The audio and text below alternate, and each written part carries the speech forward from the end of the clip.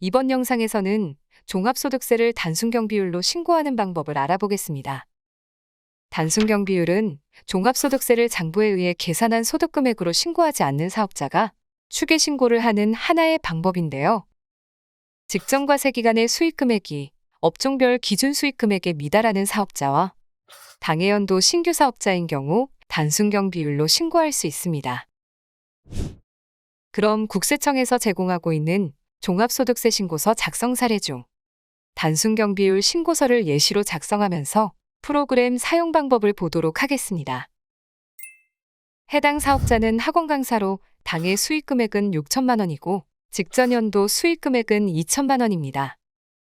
따라서 직전연도 업종별 수익금액이 2,400만 원 미만인 인정용역 사업자로 장부를 기장하지 않은 경우 단순경비율과 기준경비율 중 유리한 것으로 소득세 신고를 할 수 있는데요.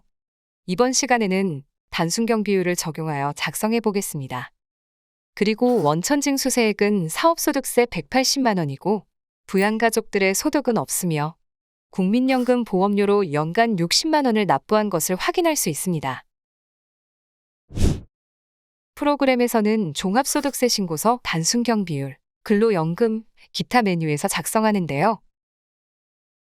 해당 메뉴는 소득세법 시행규칙 별지 제40호 4번 서식으로 단순경비율 적용 사업소득, 근로소득, 연금소득, 기타소득만 있거나 이 중 2개 이상 소득이 함께 있는 경우 작성합니다. 먼저 새로 불러오기를 눌러 회사 등록 메뉴에 등록된 기본사항과 인적사항 등을 불러올 수 있고 직접 입력도 가능합니다. 기본사항 아래에는 종합소득세액의 계산, 사업소득 명세, 근로소득, 연금소득, 기타소득 명세와 근로소득자 소득공제 등 탭으로 구분되어 있는데요. 신고해야 할 소득에 따라 사업소득 명세와 근로소득, 연금소득, 기타소득 명세의 수익금액과 필요경비, 원천징수세액을 입력하고 근로소득이 있는 경우 근로소득자 소득공제 등까지 작성하면 최종적으로 종합소득세액의 계산에 반영됩니다. 먼저 사업소득자이기 때문에 사업소득명세 탭에서 작성해야 하는데요. 바로 사업소득명세를 눌러 작성할 수 있지만 종합소득세액의 계산에서 총수익금액 옆 역삼각형 아이콘을 눌러서 실행도 가능합니다. 사업소득명세의 첫 번째 라인은 회사 등록에 입력된 정보가 자동으로 반영되고 수정도 가능한데요. 이때 소득 구분 코드가 32번 주택임대 소득에 해당된다면 종합소득세 신고서 또는 종합소득세 신고서 분리과세 소득자용 메뉴에서 신고서를 작성해 주시기 바랍니다. 작성 사례의 총수익금액 6천만 원을 입력하면 단순경비율에는 업종 코드에 해당하는 일반율과 자가율 또는 초과율이 반영되고 경비율란에서 업종에 따라 1번 일반율 또는 2번 자가율을 선택할 수 있습니다. 필요경비는 총수익금액의 단순경비율을 곱한 금액이 반영되고 총수익금액에서 필요경비를 차감하여 소득금액이 산출됩니다. 다만 현재 예시로 작성 중인 인정용역 사업자에 대한 단순경비율은 수익금액 4천만 원까지는 일반율을 적용하고 4천만 원을 초과하는 금액은 초과율을 적용합니다.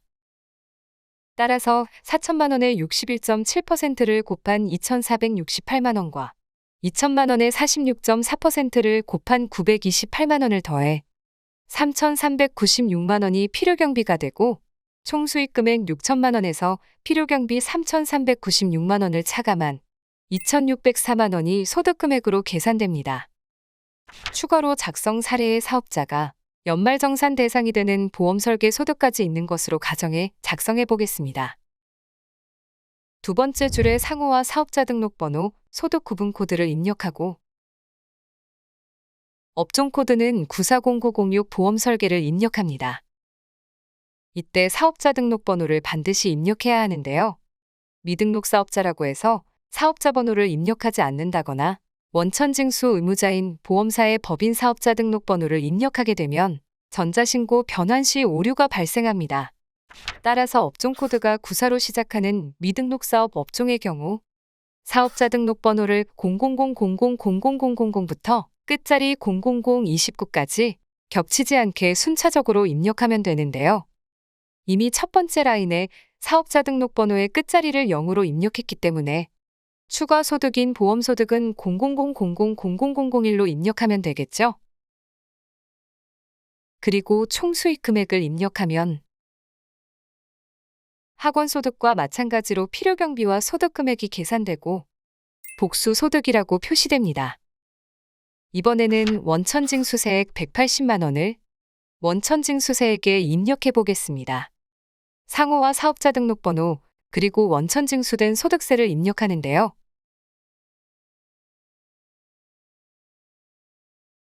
이때 사업자 등록번호나 주민등록번호는 잘못된 번호를 입력하거나 공란으로 반영하면 오류가 발생하기 때문에 정확하게 확인해서 입력해 주시기 바랍니다. 이렇게 사업소득명세 탭을 작성하면 총 수익 금액의 합계금액과 필요경비, 그리고 소득금액과 원천징수세액이 종합소득세액의 계산 탭에 반영됩니다. 다음으로 근로소득, 연금소득, 기타소득명세 탭을 보도록 할 텐데요. 현재 작성 사례에는 연금소득과 근로소득이 없지만 있다는 것으로 가정에 입력해 보겠습니다.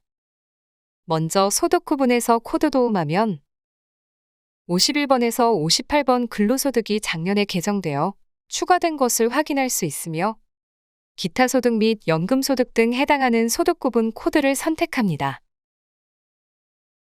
소득의 지급자, 총 수익 금액을 입력하면 연금소득의 필요경비 계산식에 따라 한도 900만 원까지 자동으로 필요경비가 계산됩니다.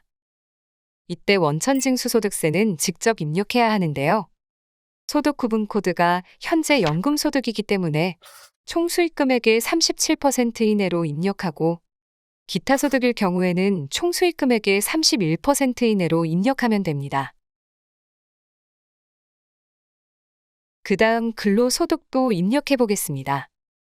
근로소득의 소득 구분 코드가 51번, 52번, 그리고 67번 종교인 기타 소득의 경우 파란색 안내 메시지와 같이 사업자 등록번호를 반드시 기재합니다.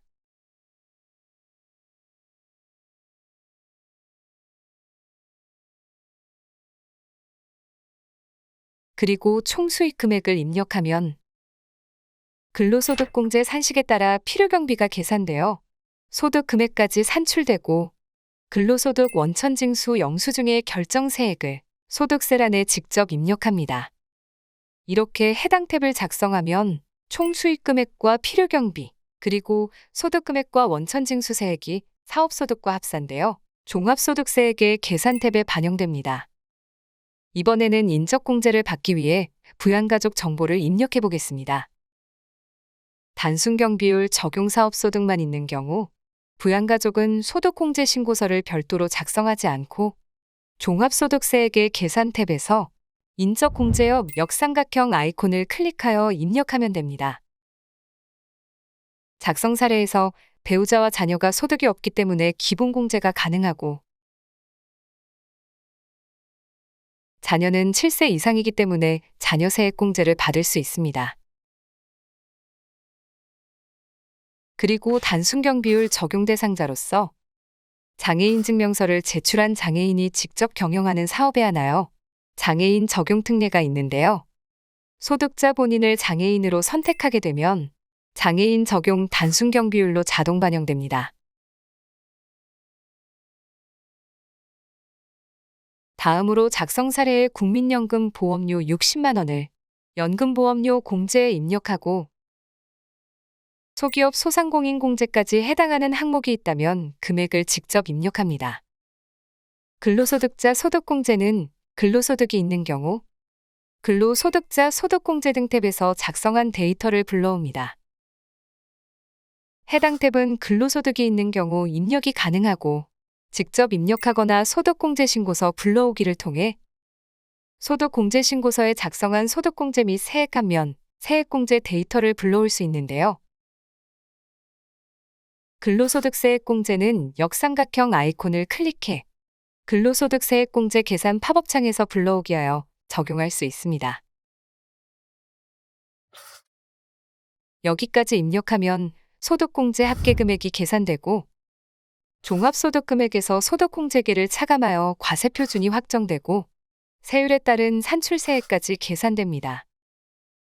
중소기업에 대한 특별세액 감면이 있는 경우 세액 감면 신청서에서 금액을 불러올 수 있는데요.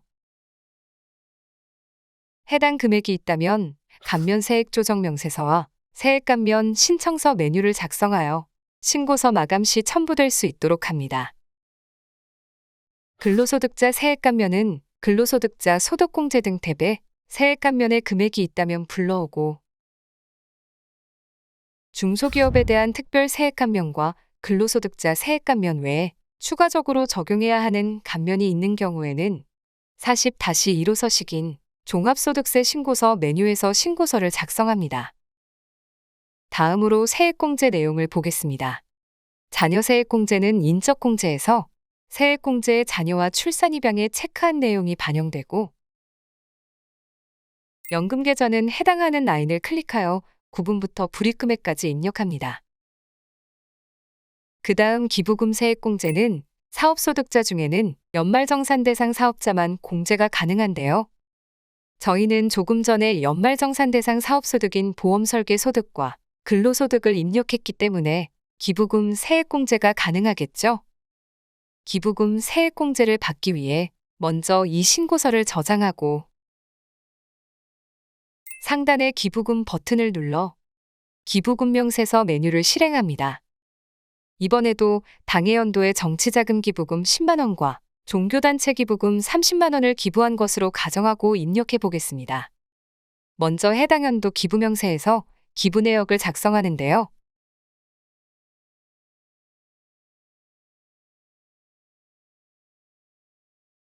정치자금 기부금 외에는 기부처를 필수로 입력해야 합니다. 입력을 하면 합계의 금액이 반영되고 기부금 조정 명세에서 해당 연도 기부 명세 반영 버튼을 눌러 위에서 입력한 기부 금액을 반영합니다. 그 다음 소득의 종류를 종합소득세 단순경 비율로 선택하고 기부금 참고 버튼을 클릭해 기부금 불러오기를 누른 다음 반영하면 됩니다. 저장까지 마무리하고 다시 기부금의 역삼각형을 클릭하여 방금 입력했던 기부금을 불러온 다음 반영을 하면 기부금 세액공제란에 해당 연도 공제금액과 조정된 세액공제액이 반영되는 것을 확인할 수 있습니다. 그 다음 표준세액공제는 근로소득이 없는 거주자가 종합소득이 있는 경우 7만 원이 자동 반영되지만 저희는 근로소득이 있어 근로소득공제를 받았기 때문에 반영되지 않았습니다. 납세조합공제, 전자신고세액공제 금액이 있으면 직접 입력하고 근로자 세액공제는 근로소득자 소득공제 등에서 작성한 내용이 반영되었습니다. 여기까지 입력이 되었다면 결정세액이 계산되고 가산세는 상단의 가산세 버튼을 클릭하여 해당하는 항목에 직접 입력합니다.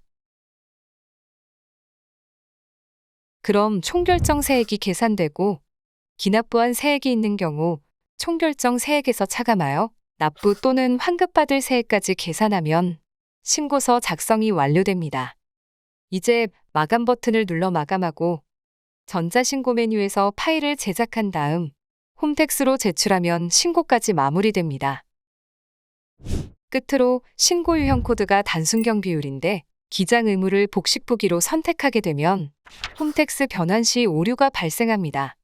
프로그램에서는 종합소득세 신고서 메뉴에서 신고 유형이 단순율, 기장 의무가 복식부기라면 이렇게 붉은색으로 표시하고 있으니 신고 유형과 기장 의무를 올바르게 선택해 주시기 바랍니다. 여기까지 스마트 A10을 통해 단순경 비율로 추계 신고하는 방법에 대해 알아보았습니다. 감사합니다.